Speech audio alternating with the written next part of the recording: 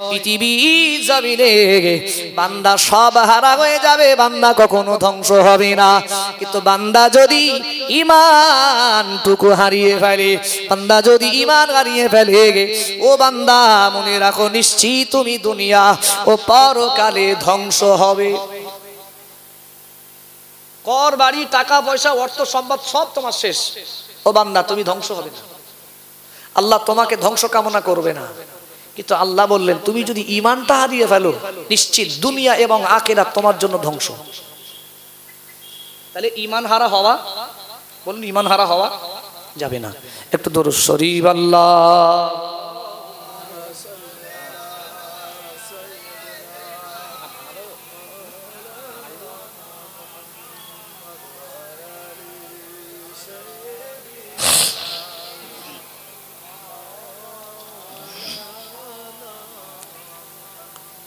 সাল্লাল্লাহু আলাইহি ওয়াসাল্লাম। এবার আমরা আসি, আমরা যেমন পৃথিবীর জমিনে কারোর কাছে যদি মর্যাদাবান হতে চাই, সম্মান পেতে চাই, কি কি লাগে বলেন দিন? এক নাম্বার তার অর্থ লাগে। লাগে কি লাগে না চাচা?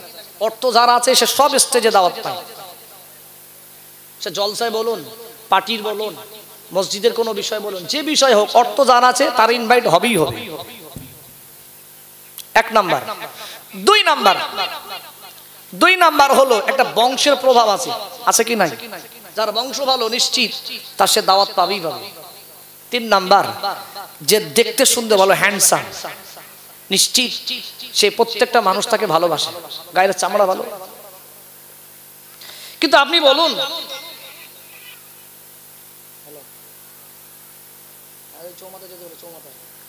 চৌমাথায় যাও না, সৌরভ ভাই বলো, সৌরভ ভাই ফোন করবে, সৌরভ ভাই ফোন করতে বলো, রাখো। তোমার জলসার কোন রাস্তা যাও। আল্লাহর কাছে মর্যাদা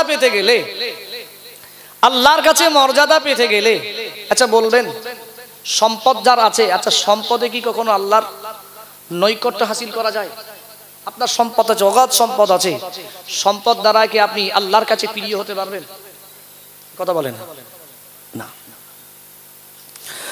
ও ভাইরা, ঠান্ডা মাথায় বোঝার চেষ্টা করুন, আল্লাহ দরবারে মর্যাদাশীল বান্দা বান্দি যদি হতে চান, কখনোর জন্য সম্পদ দ্বারা আল্লাহর কাছে মর্যাদাশীল বান্দা হতে পারবেন না।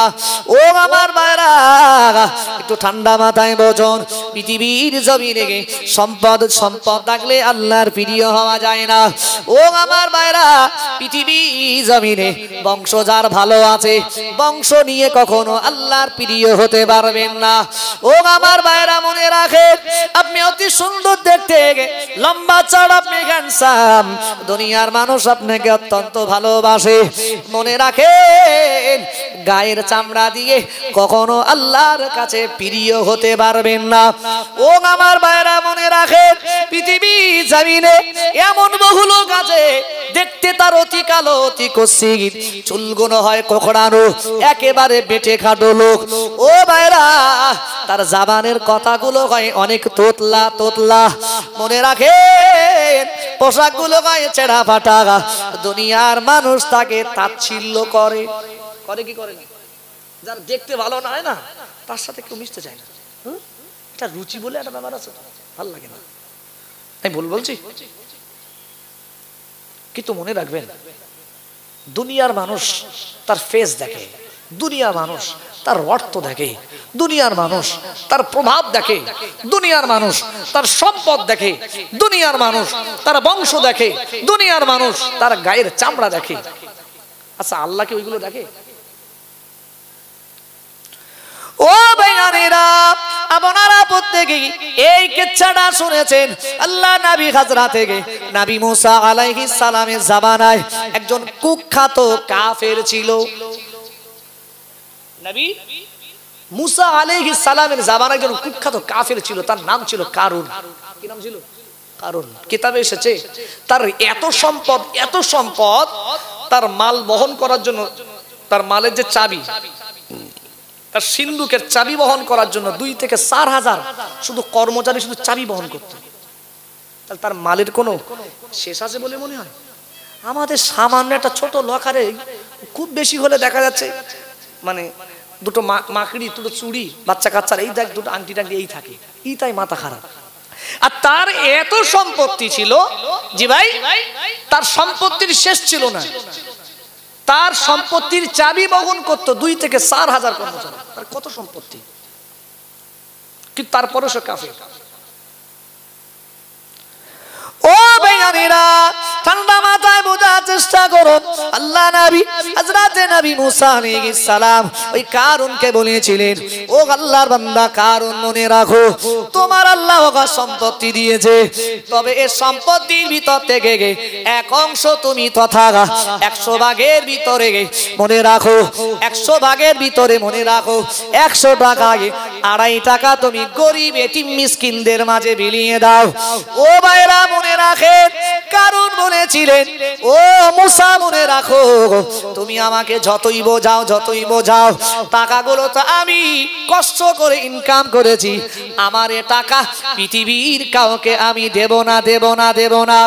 ও ভাইরা, আল্লাহ নবী মুসা আলাইহিস সালাম বলেছিলেন, ও কারণ তুমি যদি তোমার সম্পত্তি ভিতর থেকে যদি তুমি 100 টাকায় 2.5 টাকা যদি তুমি গরিব এতিম মিসকিনদের না দাও, নিশ্চিত তুমি ধ্বংস হয়ে যাবে। ও ভাইরা মনে রাখে, ওই সময় কারুন বলেছিলেন, ও আমাদের ভাই মুসা মনে রাখো, আল্লাহ আমাকে যে আযাব দেয় দিক কোনো সমস্যা নেই, আমার ধন সম্পদ আছে, আমার ধন সম্পদ দিয়ে আল্লাহর আযাব থেকে বেঁচে যাব। তারপরেও আমি আমার সম্পদ থেকে 1 টুকরা মালও কাউকে দেব না। আমার কষ্ট করা ইনকামের টাকা আমি কারোর দেব না, জাগায়। আচ্ছা, এই কারণ শ্রেণীর লোক আমার সমাজে আছে না নাই? কথা বলে না, আছে না নাই? আছে জি, দেখতে পাওয়া যাবে এই গৌররাইড, এই নবাবপুর, এইসব এলাকা ভিত্তিকে যাকাত নেওয়ার মতো মানুষ নেই। ভুল বলছি না ঠিক বলছি? যাকাত নেওয়ার মতো মানুষ নেই বর্তমান সমাজে। যাকাত জি ভাই খুব বেশি হলে 40 থেকে 50 হাজার টাকা থাকলেই তার উপরে যাকাত ওয়াজিব হয়ে যায়। আচ্ছা, এবার বলেন এই গৌররাইড, এই নবাবপুর, এই নইপুকুর বা রাজারহাট বেল্ট, এসব এলাকা ভিত্তিকে আপনি বলেন যাকাত নেওয়ার মতো মানুষ আছে বলেন? সব মানুষের উপরে যাকাত ওয়াজিব, যাকাত দিতে হবে।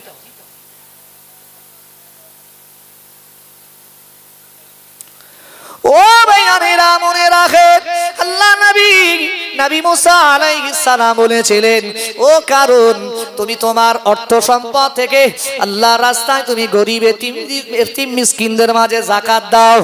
ও ভাইরা, ওই সময় কারণ বলেছিলেন, না দেব না, বরঞ্চ কারণকে বারবার বলার কারণে ওই কারণ নবী মুসা আলাইহিস সালামকে হত্যা করার পরিকল্পনা করলেন।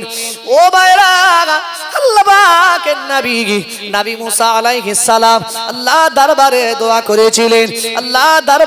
করেছিলেন, ও রব্বুল আলামিন আল্লাহ, এ কারণ তোমার বিধিবিধানগুলো মান্যতা দেয় না, তোমার এ কারণ বিধিবিধানগুলো মান্যতা দেয় না। ও আমার আল্লাহ, এ কারণকে তুমি ধ্বংস করে দাও। কি দাও? কারণকে ধ্বংস করে দাও। এখন কি করলেন? কারণ যখন নবী মুসা আলাইহিস সালামকে হত্যা করার জন্য কিছুটা এগিয়েছেন, ঠিক আল্লাহর পক্ষ থেকে জমিনটা ফাঁকা হয়ে গেল। কারণ কোমর পর্যন্ত দেবে গেল। কি পর্যন্ত? কোমর পর্যন্ত দেবে গেল। তার সম্পত্তির চাবি বহন করতে কয়জন মানুষ? 2 থেকে 4 হাজার। জি, যেই কোমর পর্যন্ত দেবে গেল, তখন আবার নবী মুসা আলাইহিস সালাম কারণকে বলছেন, কারণ এখনো তোমার সময় আছে, তুমি তাওবা করো, সুম্মা তুবু ইলাই, তুমি আল্লাহর কাছে তাওবা করে ফিরে আসো। কিন্তু সেদিন কারণ বলে, না এ বালি নরম ছিল, তো নরম বালি বলে আমার পাটা দেবে গিয়েছে, আমি এক্ষুনি উঠে যাবো। দেখো শত চেষ্টা করে আবার দেখতে পাওয়া যায় তার গলা পর্যন্ত পুরো জি ওই বালির তলদশে আস্তে আস্তে ঢুকে গেল। আল্লাহ পাকের নবী মুসা আলাইহিস সালাম আবারও বলছেন, হে কারণ এখনো সময় আছে, তুমি আল্লাহর কাছে তাওবা করো, আল্লাহ তোমার সম্মান ফিরিয়ে দেবে, আল্লাহ তোমার মালামাল ফিরিয়ে দেবে, আল্লাহ তোমার জীবনের অন্যায়গুলো ক্ষমা করে দেবে। এখন কারণ যেই গলা পর্যন্ত দেবে গেছে না, কারণ তখন শেষ ফিনিশিং কি কথা বলছে জানেন? যে তুমি আমাকে মেরে ফেলে আমাকে ধ্বংস করে আমারে মালামালগুলো তোমার লুট করার ধান্দা, এই জন্য তুমি আমারে মেরে ফেলছো। কে বলছে? কারণ ও ভাইয়ারা, আল্লাহ নবী মুসা আলাইহিস সালাম আল্লাহ দরবারে দোয়া করেছিলেন, ও রব্বুল আলামিন আল্লাহ, আমি আপনার নবী নবী মুসা আলাইহিস সালাম দুনিয়ার কোন সম্পদের প্রতি পৃথিবীর কোন নবীরা লালায়িত থাকে না। জোরে বলুন সুবহানাল্লাহ, আরো জোরে বলেন সুবহানাল্লাহ। পৃথিবীর কোন নবীরা দুনিয়ার সম্পদের প্রতি লালায়িত থাকে না। তখন নবী মুসা আলাইহিস সালাম বলছেন, আল্লাহ এই কারুন যা বলে, এখন কারুন যদি মরে যায়, এখন কারুন কিন্তু ওই একটাই কথা বলবে যে আমারে মেরে ফেলে আমার ধ্বংস করে ও আমার মালামালগুলো সব হস্তক্ষেপ করেছে।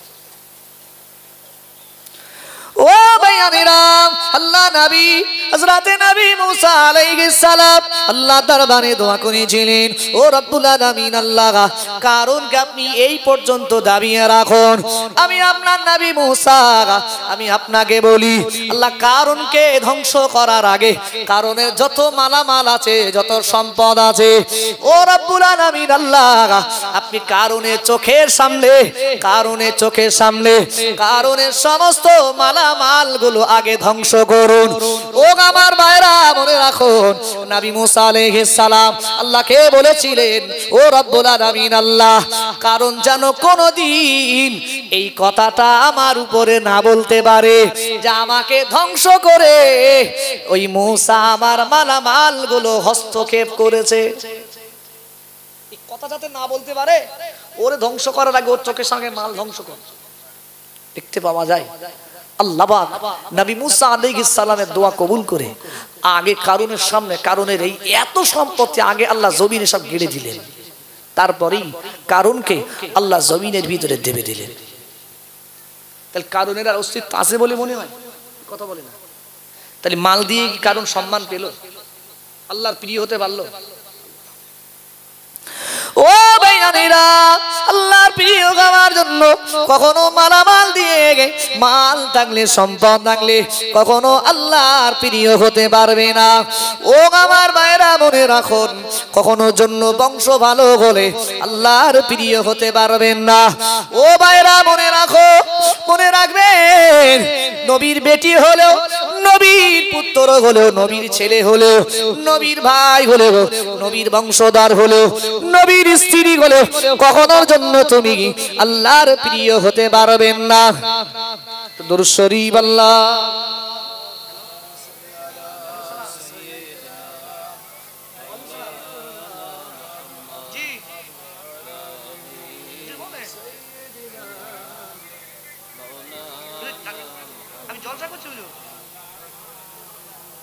জলসা করছেন এখানে মুইসার, আমি অন্য জায়গায় করছি মাওলানা মুহাম্মদ ওয়া আলা, না ওখানে ছিলাম, আমি চলে এসেছি সাইয়্যিদিনা মাওলানা, যা পরে ফোন করব না, ঠিক আছে। আল্লাহুম্মা সাল্লি আলা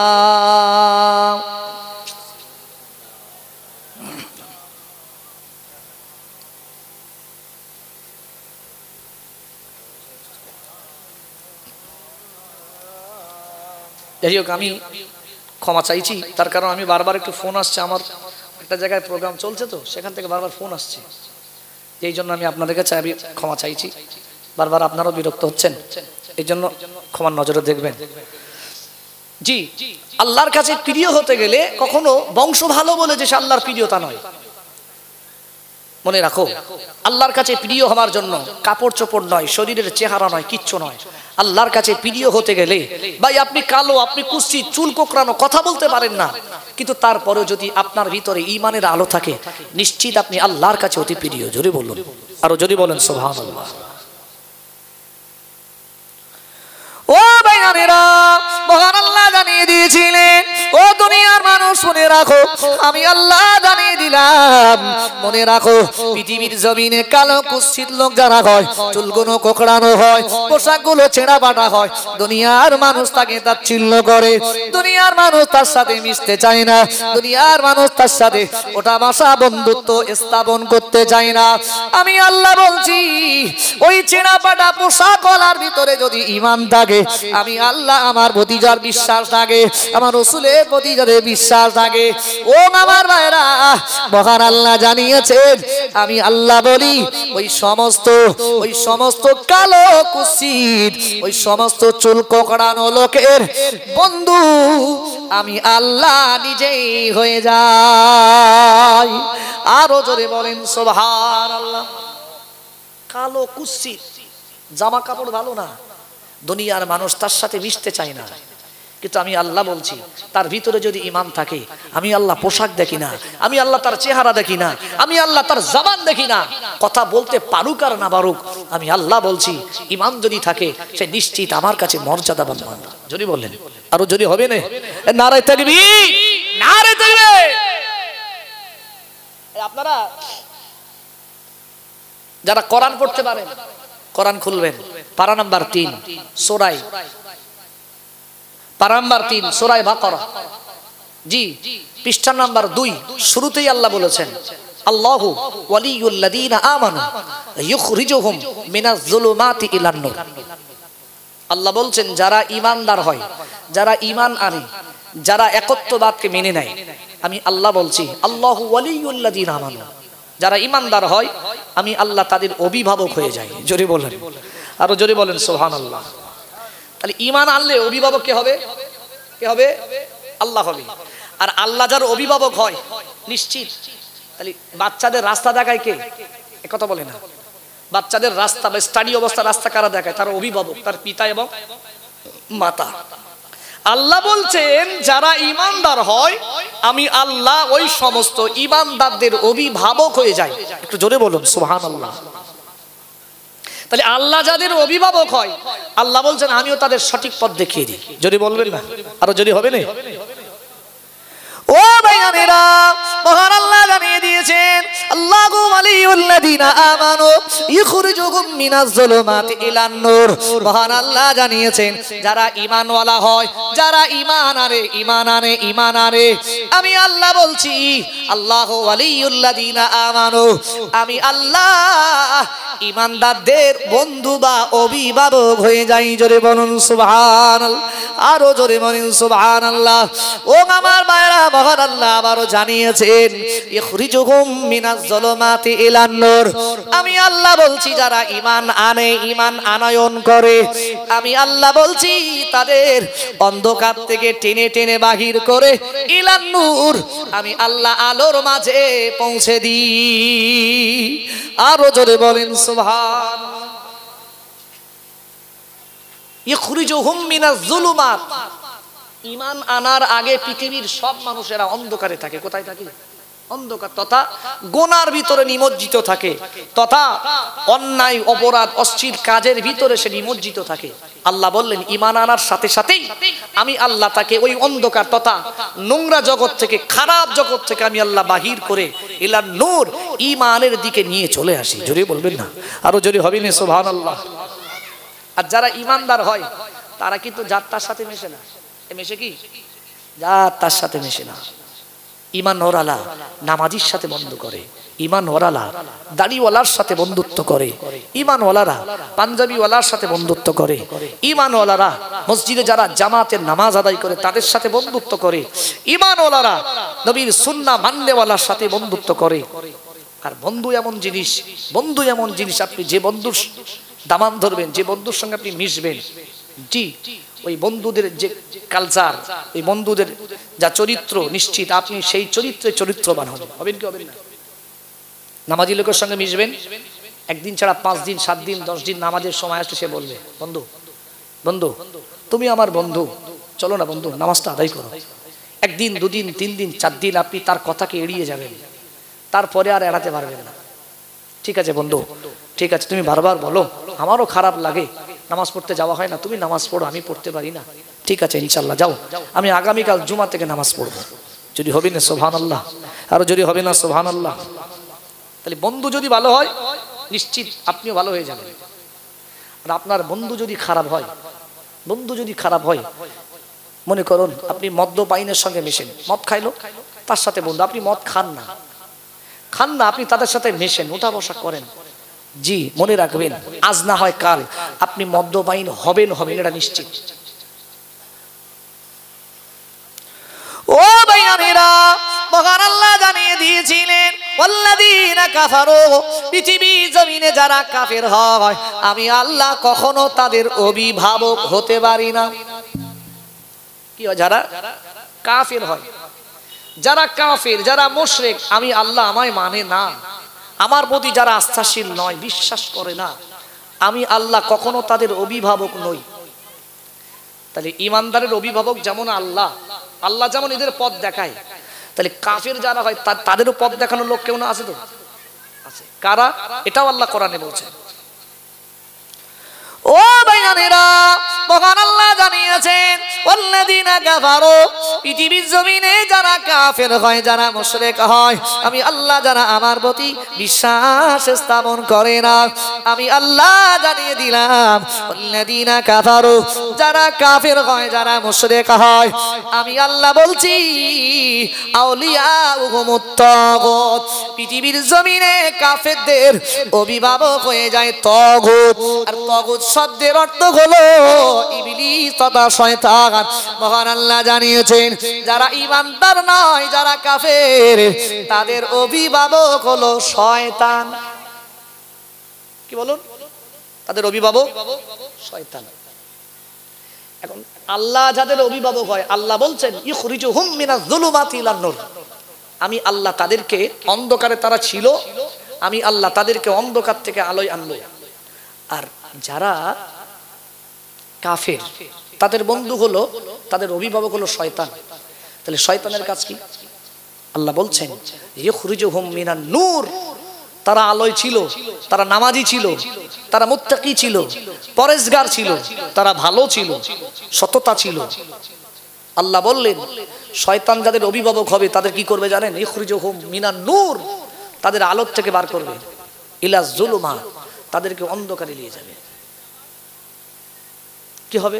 বন্ধু বল হাস আমার সাথে থাকবি আর তুই মদ খাবি না, এটা হয় না, খানা কিচ্ছু হবে না, ভালো ঘুম হবে, খা। একদিন দুদিন চার দিন খেতে খেতে সে পাক্কা নেশা করা হবে। কি হবে না? নামাজির সঙ্গে মিশলে যেমন আপনি একটা দিন পাক্কা নামাজি হয়ে যাবেন, আল্লাহর রাজাবন্দি হাসিল করার রাস্তা আপনি খুঁজবেন। আর বন্ধু যদি খারাপ হয়, একটা দিন আপনি এত মদখোর হবেন, জি মদ না হলে আপনার ঘুম আসবে না। বন্ধু ভালো চুজ করবেন, মনে রাখবেন বন্ধু যদি ভালো হয়, ভালো বন্ধু দুনিয়ায় আপনার ভালো চাইবে, মনে রাখবেন কবরেও, মরণের পর, কিয়ামতের মাঠে ওই বন্ধু বলবো আল্লাহ আজকে আমি একা জান্নাতে যাব না, আমার ওই বন্ধুটাকে জান্নাতে দাও আমার সাথে। আল্লাহ এই বন্ধুর সুপারিশে আল্লাহ আপনাকে ওই বন্ধুর সাথে জান্নাতি বানিয়ে দেবেন। যদি বলবেন না সুবহানাল্লাহ? আর যদি হবে না? আর যদি পৃথিবীতে আপনার বন্ধুগুলো, দোস্তগুলো খারাপ হয়, এরা যখন জাহান্নামে যাবে, কেননা নবীজি বলেছেন মান তাশাব্বাহা বিকাউমিন ফাহুয়া মিনহুম, যে যার সাথে সম্পর্ক রাখে নিশ্চিত তার সাথেই ময়দানে মাহশরে হাসর হবে। ও ভাইয়ানেরা, এটা আমার নিজের মন গড়া কথা বলি না, কেউ খারাপ নেবেন না, রাগ করবেন না। বিশ্ব নবী আমার বললেন মান তাশাব্বাহা বিকাউমিন ফাহুয়া মিনহুম, আমি রাসূলুল্লাহ জানিয়ে দিলাম, ও আমার সাহাবীরা, আমি রাসূলুল্লাহ জানিয়ে দিলাম যে যার সাথে সম্পর্ক রাখে, যে যার সাথে সাদৃশ্য রাখে, আমি রাসূলুল্লাহ জানিয়ে দিলাম কিয়ামতের দিন তার সাথে তার হাসর নাসর হবে। ও ভাইরা মনে রাখুন, কিয়ামতের মাঠে, মুসিবতের মাঠে, ও আমার ভাইরা মনে রাখুন, মহান আল্লাহ কিছু জাহান্নামীদেরকে ওই জান্নাতীরা জিজ্ঞাসা করবেন, ফি জান্নাতিন ইয়াতাসাআলুন আনিল মুজরিমিন, জান্নাতীরা জাহান্নামীদেরকে জিজ্ঞাসা করবেন, ও জাহান্নামী ভাইরা কি ব্যাপার, মা সালাকাকুম ফি সাকার, কি কারণে আজকে তোমরা জাহান্নামে এসেছো, কি কারণে আজকে তোমাদেরকে মহান আল্লাহ জাহান্নামী বানিয়েছে। নিয়েছে। ও আমার ভাইরা, জাহান্নামীরা সেদিন কান্না করবে, কাঁদতে কাঁদতে সেদিন জাহান্নামীরা ওই জান্নাতীদের প্রশ্নের উত্তর দেবে। ও জান্নাতী ভাইরা, মনে রাখেন পৃথিবী জমিনে আমাদের সবথেকে বড় ভুল ছিল, কালু লাম নাকু মিনাল মুসাল্লিন। তারা বলবে, ও জান্নাতী ভাইরা, পৃথিবীর জমিনে যতদিন আমরা বেঁচে ছিলাম কোনদিন আমরা নামাজের ধার ধারতাম না। কলু, তারা বলবে লাম নাকু মিনাল মুসাল্লিন, আমরা পৃথিবীতে যতদিন ছিলাম কোনোদিন নামাজ পড়ি। কারা বলবে এটা? জাহান্নামীরা বলবে। তাদের নিজের ভুল নিজেরাই প্রকাশ করবে। এখন পৃথিবীতে কত লোক আছে এরা নামাজের ধার ধারে না। এরা দুটো সময় যায়, এক ঈদের দিন যায় বড় পাঞ্জাবি পরে, আর এরা যা আতর মাকে, পুরি সর্বনা সারা মসজিদ একেবারে অন্ধকার যায়। কোথায় গিয়ে বসে ওর ওই আতরের গন্ধে, আর ও মনে করছে সারা বছর তো মাখিনি, সারা বছরের আতর একদিন মেখেলি, এত গন্ধ বার হয়, মানে কোথায় গিয়ে বসলি ভালো হয়। জি, একদিনও যায় 2 ঈদে, আর এদের জুমায় তো কোনো ধারি ধারে না। ও ভাইয়ানেরা, আল্লাহ নবী দিন দুনিয়ার বাদশা হাবিবুল্লাহ নবী জনাবে মুহাম্মদুর রাসূলুল্লাহ সাল্লাল্লাহু আলাইহি ওয়াসাল্লাম। ও আমার ভাইরা, আমার কথা শুনে যেন রাগ করবেন না, আমার নিজের তৈরি করা কোনো কথা বলছি না। বিশ্ব নবী তার পাক জামানে জানিয়ে দিয়েছিলেন, ও আমার সাহাবীরা মনে রাখো, মান তারাকাস সালাতা মুতাআম্মিদান ফাকাদ কাফারা জিহারা। আমি রাসূলুল্লাহ জানিয়ে দিলাম, যে মানুষটা জেনে বুঝে ইচ্ছাকৃত নামাজকে পরিত্যাগ করে, নিশ্চিত সে যেন কুফরির ভিতরে ঢুকে গেল। নবী বললেন, মান তারাকাস সালাতা মুতাআম্মিদান, যে মানুষ নামাজকে ছেড়ে দিল, পরিত্যাগ করলো, ফাকাদ কাফারা জিহারা, সে যেন প্রকাশ্যে কুফরি করলো। তাহলে এই যারা নামাজ কালাম কিচ্ছু পড়ে না মরণ পর্যন্ত, 40 বছর 50 বছর 60 বছর নামাজ কালাম কিচ্ছু পড়ে না, নামাজের ধার ধারে না। আচ্ছা ভাই, এই মরণের সময় কবরে মাটি দিয়ে একটু কেঁদে কেটে তারা ছাড় পাবে বলে মনে হয়? 40 দিনে বিশাল বড় খানা, 2000 লোক খাচ্ছে, 2000 লোক দাওয়াত দিয়েছে, একেবারে সে লিপস্টিক পরে এরকম লম্বা হিল পরে এসে যেন বিয়ে হচ্ছে। আসলে আজ থেকে বেশি নয়, 10 বছর পিছনে গেলে দেখা যেত 4 দিন মানে মিনিমাম 41 দিন সেই বাড়ি গোশ রান্না হতো না। হতো কি চাচা? হতো না। অভাবের জন্য তা নয়, তারা যে মাইয়ের বাড়ির ওই খাদ্যটা, ওই খানা তারা জানতো এটা খুব কষ্টের খানা। গোস্ত তো মানুষ খুশি হয়ে খায়। ভুল বলছি না ঠিক বলছি? আর এখন জানেন অনেক মানুষ আছে হাওড়া জেলার দিকে কি হয় জানেন, যেদিন মরে যায় সেদিনই গোশ রান্না হয়। বলে ও তো গেছে, কিন্তু আজকে যারা মাটি দিয়ে দিয়েছে এরা তো আর আসবে না, তাহলে এদেরকে আপ্যায়ন করি, মেহমানদারি করি। যে মরে সে ভাবছে আমি মরে গেছি, আমি আমার জ্বালা জল দিছি, আর তোরা যদি খুশি করে গোশ খাওয়াচ্ছিস। এখন 7 দিনের খানা পুরো ফ্যাশন হয়ে গেছে। এখন আর গোশ না, চাটনি পাঁপড় আর ঝাড় বাপের একটু বেশি আছে, সে একেবারে পুরো বুফে সিস্টেম করে দেয়, যেটা খুশি সেটা খাও। ও ভাইয়ানেরা, আল্লাহ নবী সাহাবীরা আল্লাহ নবীকে জিজ্ঞাসা করেছিলেন, ইয়া রাসূলুল্লাহ, ইয়া হাবিবাল্লাহ, হুজুর আইয়ুল ইসলামি আফদল। নবীর সাহাবীরা নবীকে প্রশ্ন করছেন, ও নবীজি আইয়ুল ইসলামি আফদল, ইসলামের ভিতরে ভালো আমল কোনটা?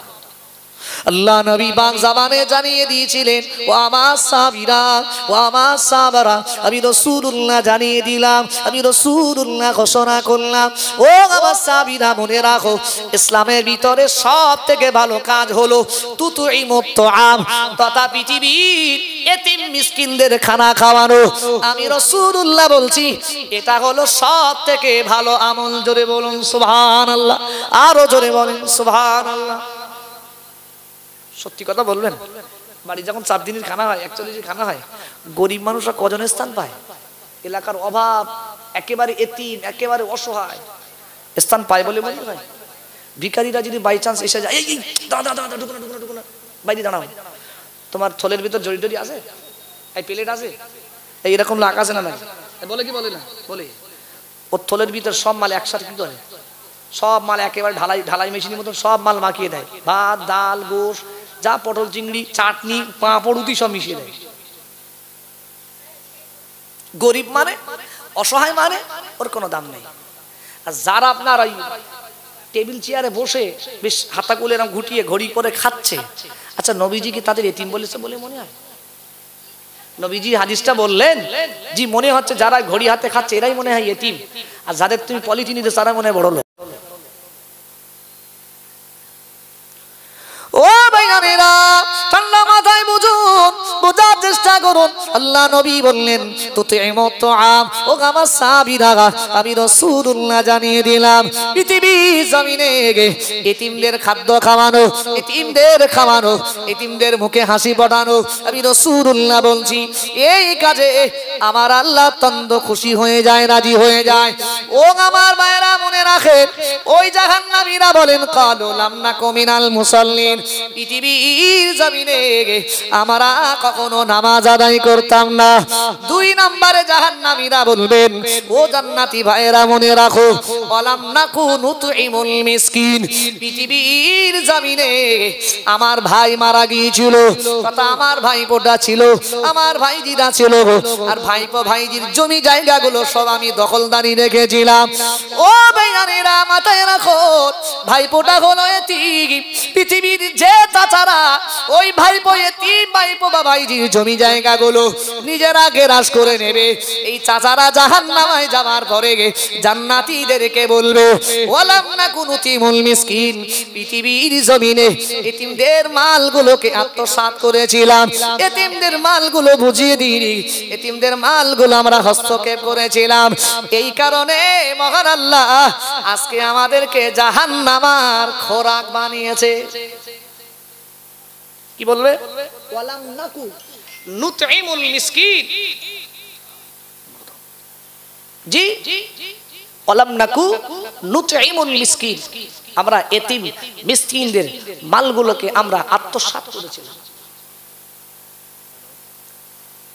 তারপরে বলবে অকুন্না নাখুদু মাআল খাইদিন, যে কথাটা বলছিলাম, যে কথাটার প্রসঙ্গে এই আয়াতগুলো তুললাম অকুন্না নাখুদু মাআল খাইদিন, তারা বলবে ও জান্নাতি ভাইয়েরা শোনো অকুন্না নাখুদু মাআল খাইদিন, পৃথিবীতে আমরা যাদের সাথে বন্ধুত্ব স্থাপন করেছিলাম, পৃথিবীতে আমরা যাদের সাথে ওঠা বসা করতাম, একটা মালও ভালো ছিল না, ছিল না একটা মালও ভালো ছিল না।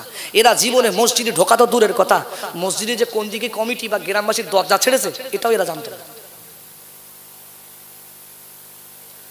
ও ভাইরা ওই জাহান্নামীরা বলবে, কান্না করবে, আর ওই সময় বলতে লাগবে ও জান্নাতি ভাইরা মনে রাখো, ও আমার ভাইরা মনে রাখো অকুন্না নাখুদু মাআল খাইদিন, পৃথিবীর জমিনে অনেক আলেমে জামানে শুনেছি পৃথিবীতে যদি বন্ধুত্ব স্থাপন করতে যাও, পৃথিবীতে যদি বন্ধুত্ব করতে যাও, পৃথিবীর জমিনে যদি তুমি বন্ধুত্ব স্থাপন করতে যাও, নিশ্চিত তুমি আল্লাহওয়ালার সাথে বন্ধুত্ব করো, আল্লাহ সাথে বন্ধুত্ব করো। ও ভাইরা মনে রাখো, ওই জাহান্নামীরা বলবে না না না না, সেদিন আলেমের কথাটা উড়িয়ে দিয়েছিলাম, সেদিন ইমামের কথাটা উড়িয়ে দিয়েছিলাম, পৃথিবীর যত মদখোর সুদখোর জেনাখোর, মনে রাখো পৃথিবীর যত অত্যাচারী লোকের সাথে আমরা বন্ধুত্ব করেছিলাম, বন্ধু খারাপ হওয়ার কারণে ওই খারাপ বন্ধুটাই আজকে আমার হাত ধরে আল্লাহর জাহান্নামায় নিয়ে এসেছে। বন্ধুর সাথে মিশবো, বন্ধু ও মদখোর ও সুদখোর ও জেনাখোর, জি ও জাহান্নামায় যাবে, আর ওর সাথে সারা জীবন চলে যাও, তোমার জান্নাতে যদি দেবে, ও তখন আল্লাহকে বলবেন আল্লাহ এই মাল তো আমার সাথে ছিল, এটাও দাও, জি ওই বন্ধু তোমাকে জাহান্নামায় নিয়ে যাবে। তারপরে জাহান্নামীরা বলবে অকুন্না নুকাজ্জিবু বিয়াউমিদ্দিন, ইমাম সাহেবরা বলে অকুন্না নুকাজ্জিবু বিয়াউমিদ্দিন, কিয়ামতের দিবস, ইয়াউমা ইয়াজমাউকুম লিয়াউমিল জাম যালিকা ইয়াউমুত তাগাবুন, সূরা তাগাবুনের পারা নাম্বার 28, তাগাবুনের দ্বিতীয় পৃষ্ঠার, সূরা তাগাবুনের দ্বিতীয় পৃষ্ঠার প্রথমে এই আয়াত আল্লাহ নাযিল করেছেন, ইয়াউমা ইয়াজমাউকুম লিয়াউমিল জাম, একটা দিন আসবে সেদিন আমাদের প্রত্যেককে একত্রিত করবেন, একত্রিত করার দিন, বিচারের দিন,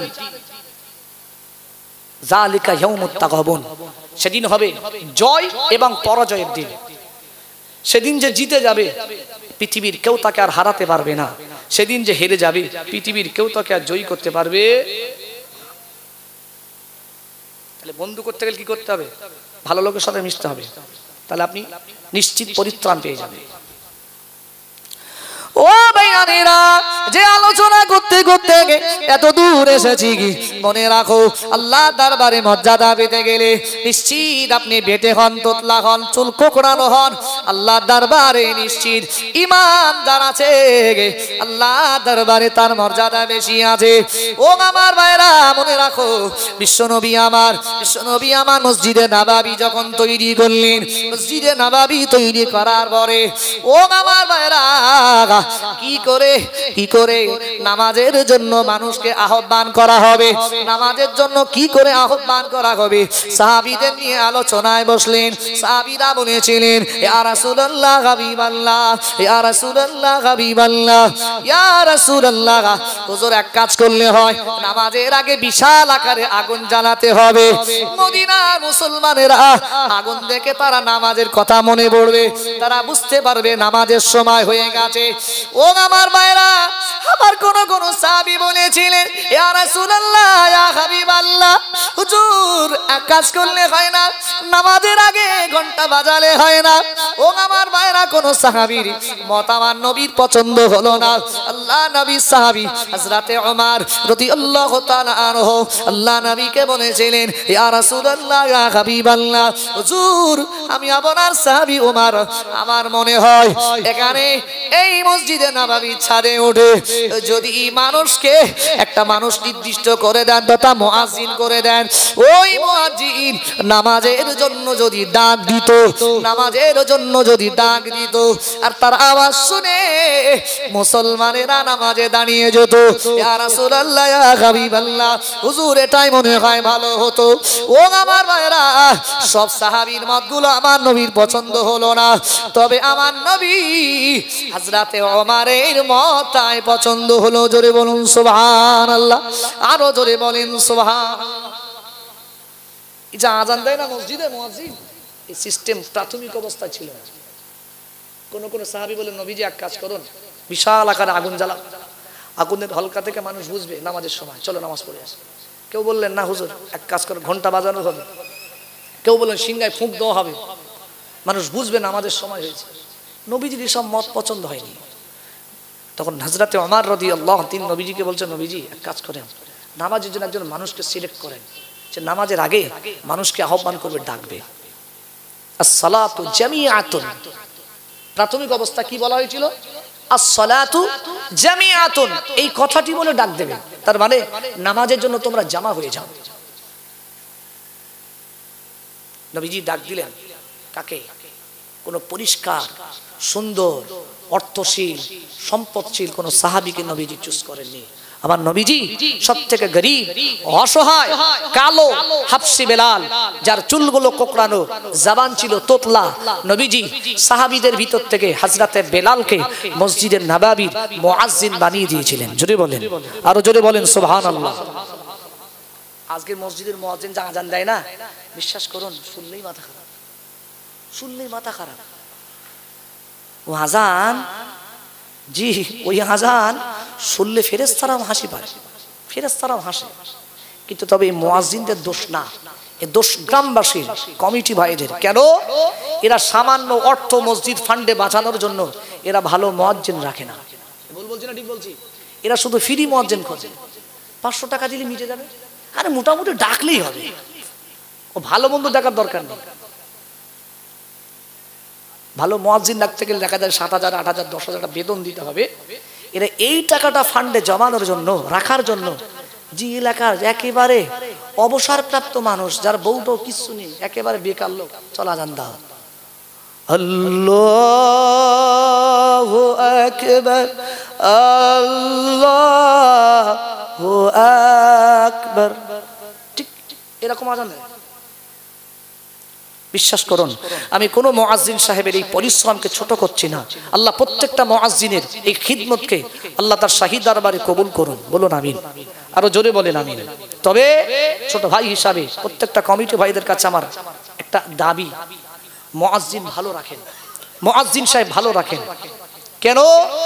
আজান এমন একটি জিনিস, আজানের তাসিরে ভাই মানুষ নামাজে আসবে। ও ভাইয়ানেরা, আল্লাহ নবী সাহাবী হযরতে বেলাল রাদিয়াল্লাহু তাআলা আনহুকে আল্লাহ নবী ডাক দিয়েছিলেন, ও আমার সাহাবী বেলাল, চলে আসো চলে আসো, আমি রাসূলুল্লাহ জানিয়ে দিলাম, আজ থেকে আমি রাসূলুল্লাহ মসজিদে নববীতে আমি তোমায় মুয়াজ্জিনের দায়িত্ব দিলাম। জোরে বলেন সুবহানাল্লাহ, আরো জোরে বলেন সুবহানাল্লাহ। ও ভাইরা মনে রাখো, আল্লাহ নবী হযরতে বেলাল রাদিয়াল্লাহু তাআলা আনহুকে আজানের আল্লাহ নবী নামাজের জন্য কি বলে ডাকবেন ওটাও বেলালকে বলে দিলেন।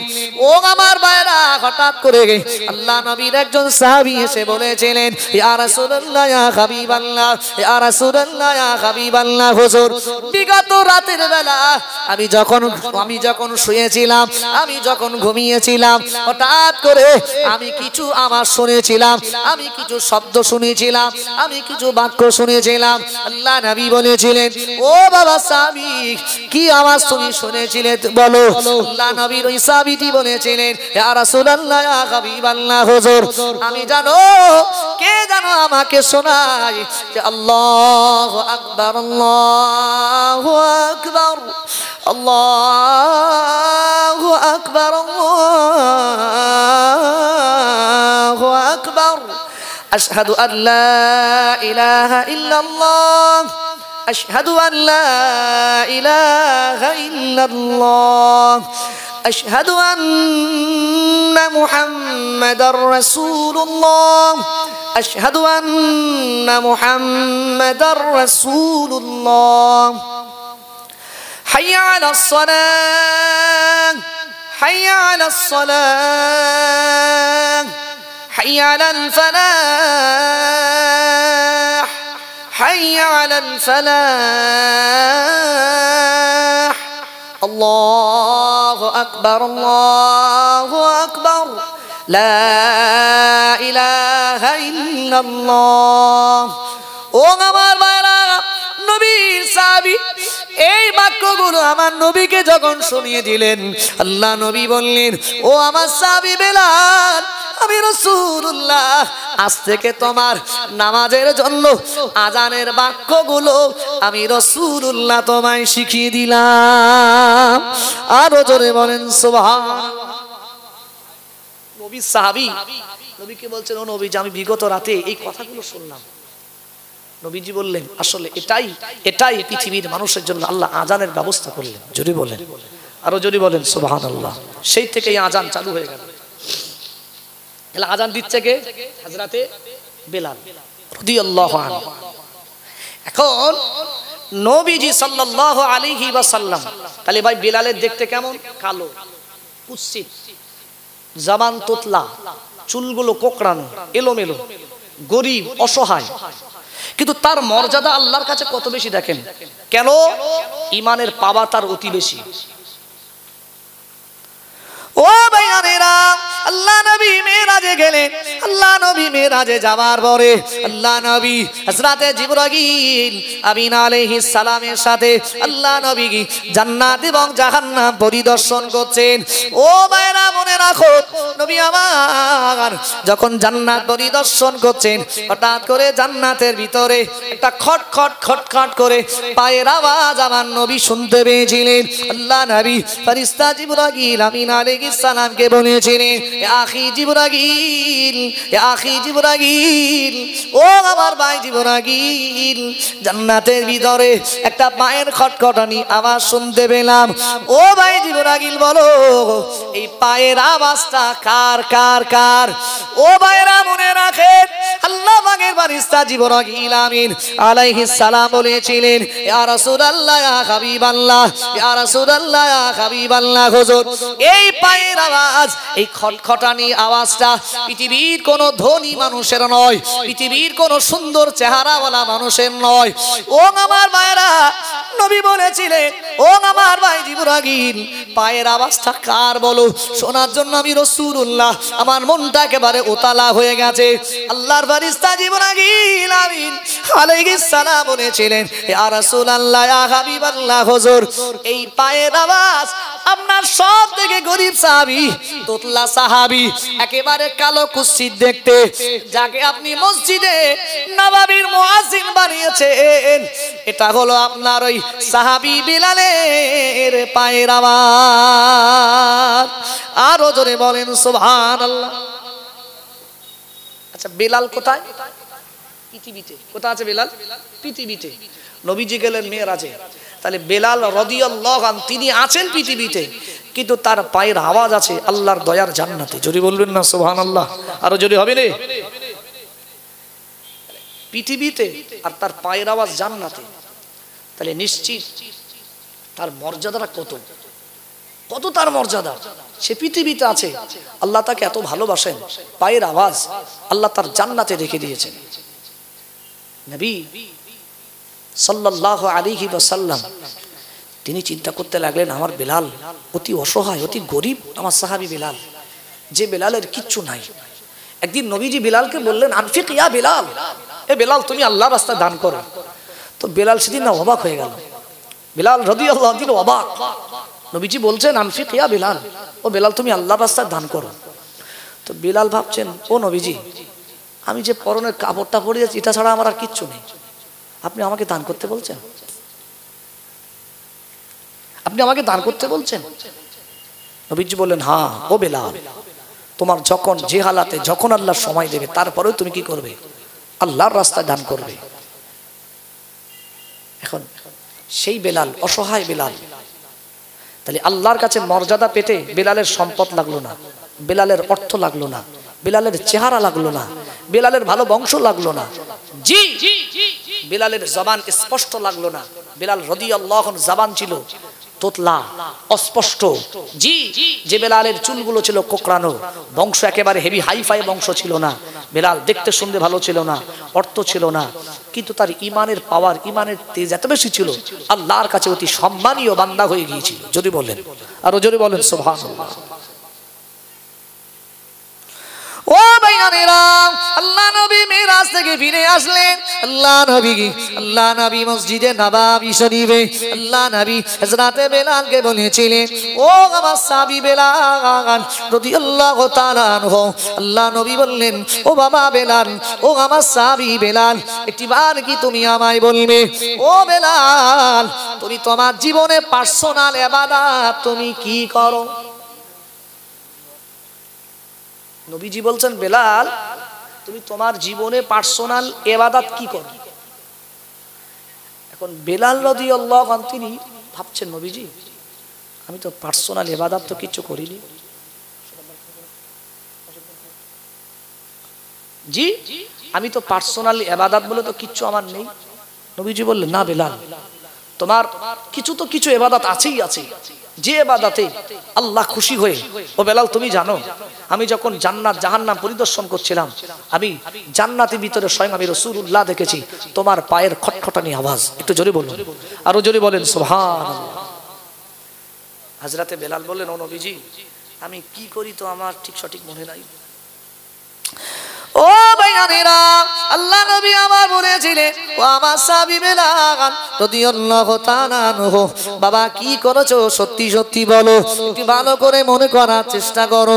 আল্লাহ নবী সাহাবী বেলাল বলেছিলেন, ইয়া রাসূলুল্লাহ, ইয়া হাবিবাল্লাহ হুজুর, ইয়া রাসূলুল্লাহ, ইয়া হাবিবাল্লাহ হুজুর, হুজুর সবাই যেমন নামাজ আদায় করে নামাজ আমিও পড়ি, হুজুর সবাই যেমন কোরআন পড়ে আমিও পড়ি, হুজুর সবাই যেমন রোজা করে আমি রোজা করি, হজ করি, যাকাত দিই, অর্থ সম্পদ দান করি, ইয়া রাসূলুল্লাহ ইয়া হাবিবাল্লাহ হুজুর, তবে পার্সোনাল ইবাদত বলতে আমার তো তেমন কিছু মনে নাই, তবে একটা কথা বলতে পারি ইয়া রাসূলুল্লাহ ইয়া হাবিবাল্লাহ হুজুর, সারা দিন 24 ঘন্টার ভিতরে যতক্ষণ আমি জাগ্রত থাকি, যতক্ষণ আমি জেগে থাকি, আমি যদি আমার কখনো ওযু নষ্ট হয়ে যায়, হুজুর আমি ওযু নষ্ট হয়ে গেলে আমি সময় বিলম্ব করি না, আমি তাড়াতাড়ি করে ওযুটা আদায় করে আসি।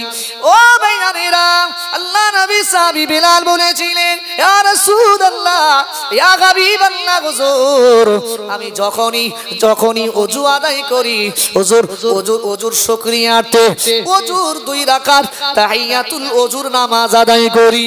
ইয়া রাসূলুল্লাহ ইয়া হাবিবাল্লাহ হুজুর, আমি তাহিয়াতুল ওযুর যতক্ষণ নামাজ আদায় না করি, ইয়া রাসূলুল্লাহ আমি তার আগে ওযু করা অবস্থায় কিছু করি না। ও ভাইরা, নবী আমার বলেছিলেন ও আমার সাহাবী বিলাল, আমি রাসূলুল্লাহ জানিয়ে দিলাম এই ওযু করার পরই তাহিয়াতুল ওযুর নামাজ তুমি আদায় করো, এটা তোমার কাছে সামান্য মনে হয়, কিন্তু তাহিয়াতুল ওযুর নামাজে আমার আল্লাহ এত খুশি হয়ে গেছে, আমার আল্লাহ এত রাজি হয়ে গেছে, তোমার পায়ের আওয়াজ আমার আল্লাহ জান্নাতের ভিতরে মওজুদ রেখেছে। আরো জোরে বলেন সুবহানাল্লাহ। কি করে? যখনই ওযু নষ্ট হয় সঙ্গে সঙ্গে ওযু করে, বিলম্ব করে না, ওযু করার সাথে সাথে তাহিয়াতুল ওযুর নামাজ পড়ে। আমরাও কিন্তু তাহিয়াতুল ওযুর নামাজ পড়ি কি পড়ি না? কবে জানেন? জুমায়। কবে?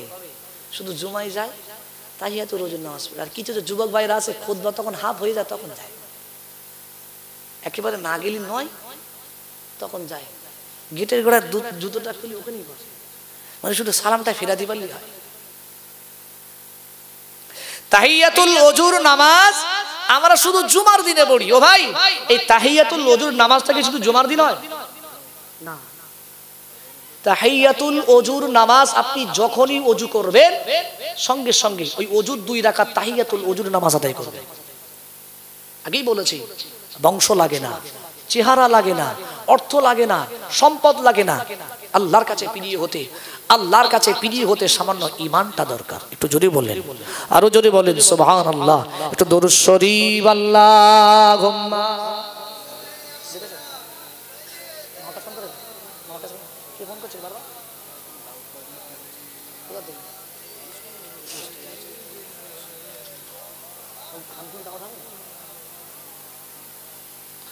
আল্লাহুম্মা সাল্লি আলা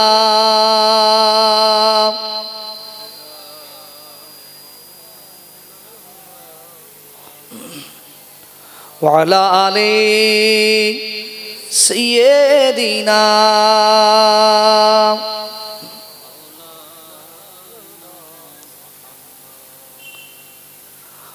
কবরের আযাব কত কঠিন সইতে আমি পারিব না, মৃত্যু যন্ত্রণা কত কঠিন সইতে আমি পারিব না। ও গো দয়াময় হে রহিম, ও গো দয়াময় হে রহিম, চাই যে শুধু তোমার করুণা। কবরের আযাব কত কঠিন সইতে আমি পারিব না, মৃত্যু যন্ত্রণা কত কঠিন সইতে আমি পারিব না। মসজিদের ওই পালকিখানা আসবে সবার দ্বারে সবার জানা, মসজিদের ওই পালকিখানা আসবে সবার দ্বারে সবার জানা। বড়ই পাতা আর গরম পানি শেষে গোসল দিবে সবার জানা, গোসল শেষে সাদা কাফনে, গোসল শেষে সাদা কাফনে চির বিদায় দেবে বেবনা, চির বিদায় দেবে বেবনা। কবরের আযাব কত কঠিন সইতে আমি পারিব না, মৃত্যু যন্ত্রণা কত কঠিন সইতে আমি পারিব না। ও গো দয়াময় হে রহিম, ও গো দয়াময় হে রহিম, চাই যে শুধু তোমার করুণা। কবরের আযাব কত কঠিন সইতে আমি পারিব না, মৃত্যু যন্ত্রণা কত কঠিন সইতে আমি পারিব না। আল্লাহ হুম্মা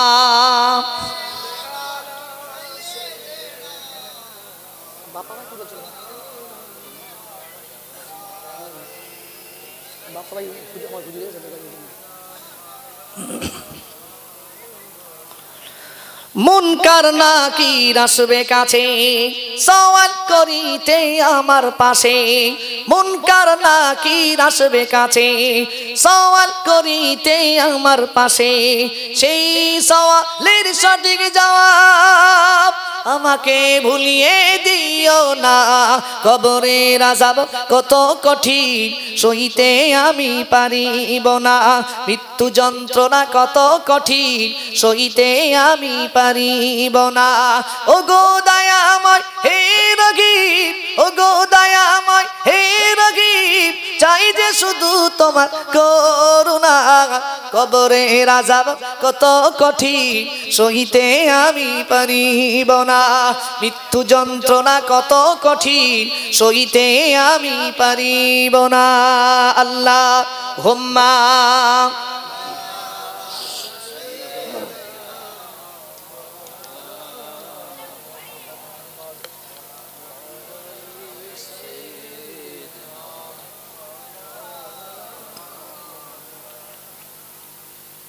সাল্লাল্লাহু আলাইহি ওয়াসাল্লাম। তাহলে হযরতে বেলাল রাদিয়াল্লাহু তাআলা আনহু তিনি কালো ছিলেন, তারপরেও তিনি আল্লাহর কাছে এত মর্যাদাবান বান্দা হয়েছিলেন কেন? ঈমান মজবুত হওয়ার কারণে। ঈমানটা মজবুত করার দরকার। এখন বর্তমান সমাজে সত্যি কথা বলতে আমি নিজেও কালো, আমি তো আর পরিষ্কার না, আমারও দেখতে কালো। তবে ভাই বর্তমান সমাজে কিছু মহিলারা আছে এরা কালো ছেলে হলে ধারে পাশেও যায় না। আর এখন তো মেয়ে বলো ছেলে বলো, এদের ছেলের বউ বলো আর মেয়ের জামাই বলো, এ চুজ করতে আগে মা যায়। মা বলে জামাই যদি আমার সুন্দর হয় তারই বিয়ে দেবো, নাহলে দেবো না। এরকম সাউরি আছে না? নাই আছে। কালো ছেলে যদি হয়েছে ও লোবা যাবে না, আর কালো মেয়ে যদি হয় ও লোবা যাবে না। জি বর্তমান সমাজে কালো ছেলে হোক বা মেয়ে হোক এর প্রতি অ্যালার্জি। কিন্তু কালো ছেলে আপনি যাকে অবহেলা করছেন, আপনি কি জানেন আল্লাহ পৃথিবীর জমিনে দেখবেন কোরআন শরীফের যে অক্ষরগুলো হরুফগুলো আছে, আচ্ছা হরুফের কালারটা কি কালার? কথা বলেন। কালো। কোন কোরআনে দেখেছেন? তো কিছু কিছু কোরআন কালোর উপরে ডিজাইন করা আছে কিন্তু আসলে অরিজিনালি কালো। আপনি বলেন কাবার রংটা কেমন? কালো। তাহলে পৃথিবীতে আপনি যা মর্যাদাশীল জিনিস দেখবেন সব কালো। তাই বলে আমি এটা বলছি না যে পরিষ্কারগুলো বাদ দিয়ে পৃথিবীতে তো কালো কালো মেয়ে আছে বউ বানাও, তা নয়। আমি এটাই বলতে চাই পৃথিবীর সবই আল্লাহর সৃষ্টি। কোন সৃষ্টিকে দেখলে আপনি ঘৃণা করবেন, এটা ইসলাম আপনাকে অনুমতি দেয় না। আল্লাহ বলেন ফাবি আইয়া আলা রাব্বিকুমা তুকাজ্জিবান, আমার সৃষ্টির ভিতরে কোনটা তুমি মিথ্যাচরণ করবে, মিথ্যারোপ করবে, যেটা ভুল হয়েছে আল্লাহ তোমার সৃষ্টির ভিতরে। আল্লাহর কোন সৃষ্টির ভিতরে কোনটা ভুল নাই। বরঞ্চ আল্লাহ বলেন ওয়া ইন তাউদ্দু নি'মাতাল্লাহি লা তুহসুহা, আমি আল্লাহ তোমাদের যা নিয়ামত দিয়েছি না, যদি তোমরা গণনা করো তোমরা মরে যাবে, মরণ হয়ে যাবে, কবর চলে আসবে, আমার নিয়ামতগুলো গুনে গুনে শেষ করতে পারবে না। যদি বলবেন না সুবহানাল্লাহ, আরো যদি হবে না। একদিন নবীজি একটা মাজলিসে বসে আছেন। আচ্ছা আপনাদের অসুবিধা হচ্ছে? অসুবিধা হয় না তো? জি। নবীজি একটা মাজলিসে বসে আছেন। একদিন একটা সাহাবী নবীজির দরবারে এসেছেন। তো সাহাবীটা এত কালো, পুরো পিচ কালো। নবীজি সাল্লাল্লাহু আলাইহি ওয়াসাল্লাম সাহাবীদেরকে নিয়ে ওয়াজ করছে, ঠিক ওই সময় সাহাবীরা এসে বলছে, নবীজি আমার কি চেহারা কালো, এই কালো চেহারায় কি কালো চেহারায় কালো হওয়ার কারণে কি জি আমি কি কখনো জান্নাতে যেতে পারবো না? আমার চেহারা কালো হওয়ার কারণে কি আমাকে জান্নাতে যেতে বাধা দেবে? কে বলছেন? ওই সাহাবীটি নবীকে বলছেন, ও নবীজি আমার এই চেহারা কালো, আমাকে কি জান্নাতে যেতে এই চেহারা কালো বাধা দেবে? নবীজি বললেন না, জান্নাতে যাওয়ার জন্য গায়ের চামড়া লাগে না তো। আমি নবীজি বলছি তুমি যদি আল্লাহ রসুলের প্রতি ঈমান আনয়ন করো, আল্লাহ এবং রসুলের বিধিবিধানগুলো যদি জীবনে মান্যতা দাও, গায়ের চামড়া লাগবে না। আল্লাহ রসুলকে মানলেই আল্লাহ তোমাকে জান্নাতি বানিয়ে দেবে। জোরে বলেন, আরো জোরে বলেন সুবহানাল্লাহ। তখন সাহাবীটি বলছেন, ইয়া রাসূলুল্লাহ, ইয়া হাবিবাল্লাহ, হুজুর আমি আপনার এই মাজলিসে আজকে বসেছি, আজ থেকে 8 মাস, বিগত 8 মাস আগে, ইয়া রাসূলুল্লাহ আমি আল্লাহ রসুলের প্রতি ঈমান আনয়ন করেছি। জোরে বলেন, আরো জোরে বলেন সুবহানাল্লাহ। ও ভাইয়ারা, আল্লাহ নবীর ওই সাহাবী বলেছিলেন, ইয়া রাসূলুল্লাহ, ইয়া হাবিবাল্লাহ, হুজুর, ইয়া রাসূলুল্লাহ, ইয়া হাবিবাল্লাহ, হুজুর আমি এই মাজলিসে বসার 8 মাস আগে আমি ঈমানের কলেমা পড়ে মুসলমান হয়েছি। ইয়া রাসূলুল্লাহ, ইয়া হাবিবাল্লাহ, হুজুর আমার চেহারা কালো, এই কালো চেহারা যদি জান্নাতে যেতে বাধা না হয়, ইয়া রাসূলুল্লাহ, ইয়া হাবিবাল্লাহ, হুজুর আমার বিবাহের বয়স হয়েছে, আমি বিবাহ করতে চাই, তবে আমি এই মদিনার মেয়েদের কাছে আমি আমার বিবাহের প্রস্তাবখানা পাঠাই। ইয়া রাসূলুল্লাহ, ইয়া হাবিবাল্লাহ, হুজুর আমার চেহারা কালো হওয়ার কারণে, আমার চেহারা কুৎসিত হওয়ার কারণে কোন মহিলা আমার বিয়ের প্রস্তাব অ্যাকসেপ্ট করে না। কি বলছেন? ইয়া রাসূলুল্লাহ আমি এই মাজলিসে বসার 8 মাস আগে আমি ঈমানের কালেমা পড়ে মুসলমান হয়েছি। ইয়া রাসূলুল্লাহ, তবে আমার বিবাহের বয়স হয়েছে, আমি বিবাহ করতে চাই, তবে আমি মদিনার মহিলাদের কাছে আমি বিবাহের প্রস্তাব পাঠাই, আমার চেহারা দেখে কেউ আমার প্রস্তাব অ্যাকসেপ্ট করে না, সবাই আমার প্রস্তাব প্রত্যাখ্যান করে। কি করে? প্রত্যাখ্যান করে।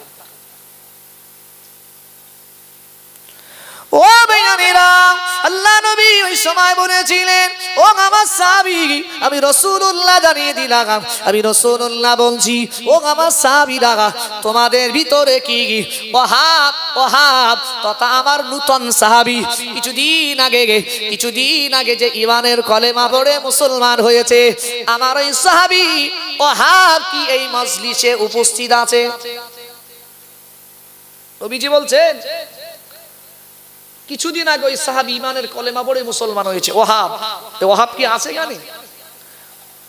সাহাবীরা বললেন, না ইয়া রাসূলুল্লাহ আপনার ওই সাহাবী ওহাব এখানে উপস্থিত নেই, হাজির নেই। নবীজি তখন এই কালো সাহাবীকে বলছেন, আয় সাহাবী তুমি কি সেই ওহাবের বাড়ি চেনো? তখন এই সাহাবীজি বলছে, হ্যাঁ ইয়া রাসূলুল্লাহ আমি চিনি। ও আমার ভাইরা মনে রাখেন, আল্লাহ নবী আমার এই কালো সাহাবীটিকে বলেছিলেন, ও বাবা সাহাবী চলে যাও আমার ওই সাহাবী ওহাবের বাড়ি চলে যাও।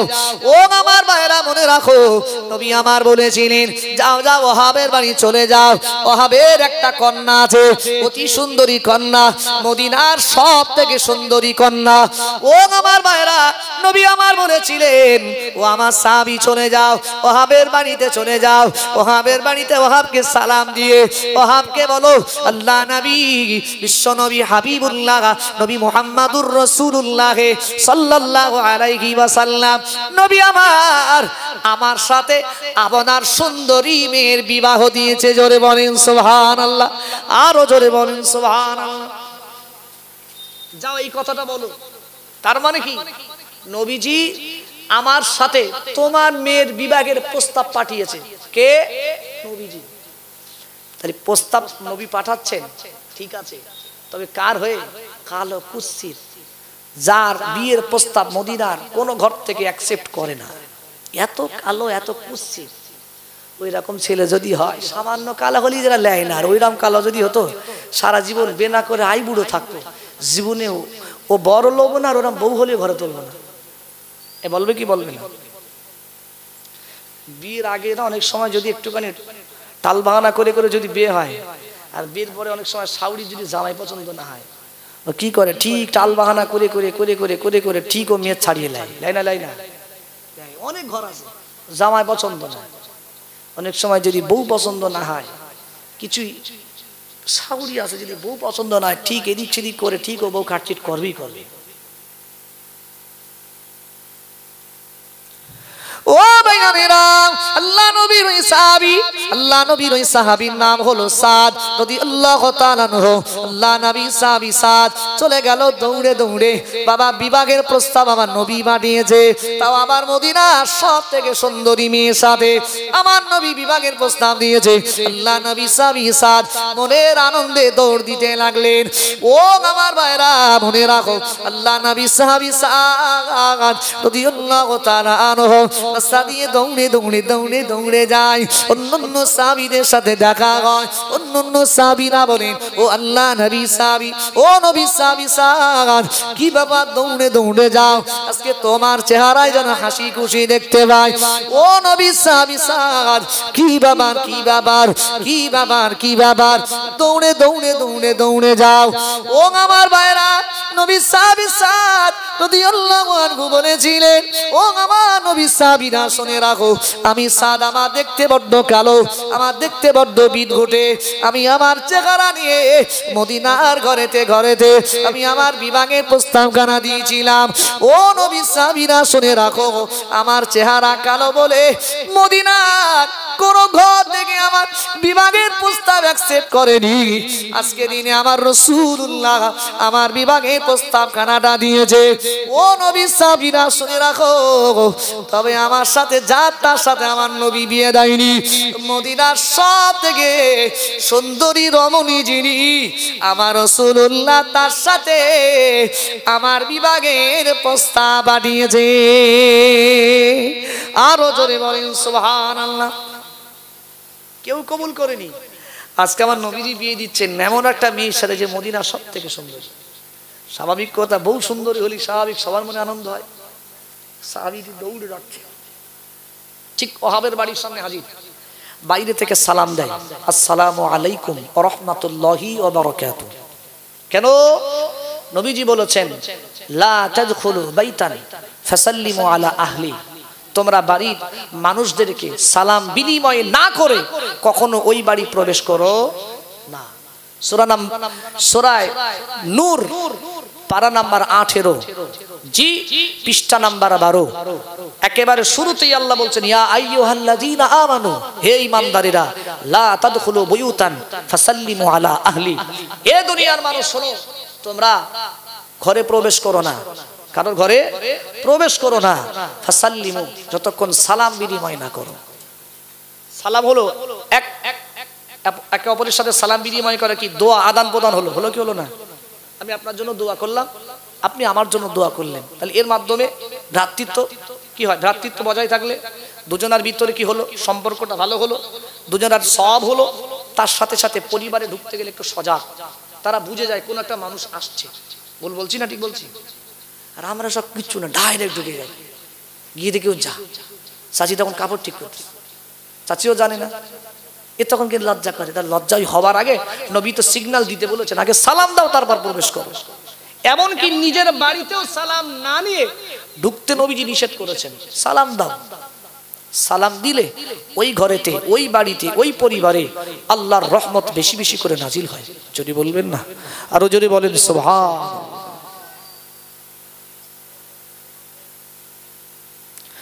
ও ভাইয়ারা, আল্লাহ নবী সাহাবী সাদ রাদিয়াল্লাহু তাআলা আনহু, আল্লাহ নবী সাহাবী সাদ রাদিয়াল্লাহু তাআলা আনহু ওহাবের বাড়ি চলে গেল। ওহাবের বাড়ি চলে গেল, আল্লাহ নবী সাহাবী সালাম দিলেন। ওহাব সালামের জবাবখানাটা দিয়ে আল্লাহ নবী সাহাবী দরজাটা খুলে দিয়েছিলেন। ও আমার ভাইরা, নবী সাহাবী যখন দরজাটা খুলে দিলেন, দেখতে পেলেন একেবারে দরজার বাইরে কালো কুৎসিত একটা ছেলে দাঁড়িয়ে আছে। তাকবীর দেন, নারায়ে তাকবীর, নারায়ে তাকবীর, নারায়ে তাকবীর। আমারই পরবর্তী বক্তা জনাব হযরত মাওলানা জাকারিয়া সাহেব নাকি, জাকারিয়া সাহেব বন্ধুবার এসেছেন, তিনি আলোচনা রাখবেন। আর কোনো বক্তাকে বসিয়ে রেখে আলোচনা করা উচিত নয়, এটা আমি বেয়াদবি মনে করি। তবে হুজুর একটুখানি জাস্ট 1 মিনিট যে কথাটা বলছি সেটা হলোই, তো নবীর সাহাবী হযরতে সাদ রাদিয়াল্লাহু আনহু তিনি যখন দরজার সামনে দাঁড়িয়েছে না, কালো চেহারা দেখে এর মাথায় কাজ করে না, কে কি দরকার এসে এত বিদঘুটে চেহারা, দিনের বেলাও দেখা যাবে না, এরকম একটা ব্যাপার। তবে ভাই নবীর সাহাবী, কোন সাহাবীর প্রতি খারাপ মন্তব্য হাসি করাটা উচিত নয়। কেন? নবীজি বলেছেন, নবীজি বললেন আমার সাহাবীরা হলো কাল আসহাবি কান নুজুম, আমার প্রত্যেকটা সাহাবীরা হলো আসমানেরই নক্ষত্রের ন্যায়। যদি বলেন, আরো জোরে বলেন সুবহানাল্লাহ। বিআইহিম ইক্তাদাইতুম ইহতাদাইতুম, যারা আমার সাহাবীদের অনুসরণ অনুকরণ করে, ইহতাদাইতুম, তারা প্রত্যেকেই হেদায়েত প্রাপ্ত হয়ে যাবে। জোরে বলেন, আরো জোরে বলেন সুবহানাল্লাহ। সাহাবীরা হলো একটা আলো, ওদেরকে যে অনুসরণ অনুকরণ করে তারাও সাহাবীর আলোয় আলোকিত হয়ে যায়। আরেকবার বলুন সুবহানাল্লাহ। তারপরেও চেহারার একটা এফেক্ট আছে। এই সাহাবীটা না যেই গিয়েছে, ওহাব বলে কে, একে তো মাথা খারাপ।